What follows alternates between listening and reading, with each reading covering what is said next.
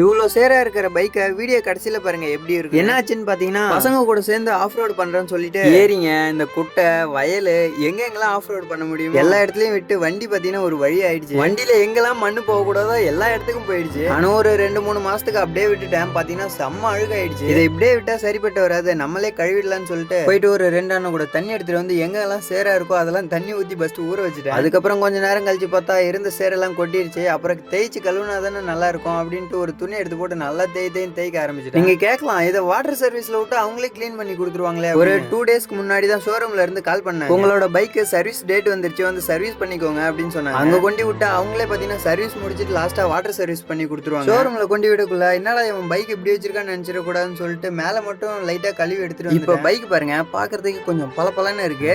ஆனா உள்ளார பாத்தீங்கன்னா செம்ம சேர் இருக்கு. வெளியில மட்டும் நல்லா தேய்ச்சி பளபளன்னு கழுவி எடுத்துட்டேன். வீடியோ பாக்குற எல்லாரும் ஒன்னே ஒன்று மட்டும் பண்ணுங்க, நீங்க என்ன பைக் வச்சிருக்கீங்கன்னு கமெண்ட்ல சொல்லுங்க.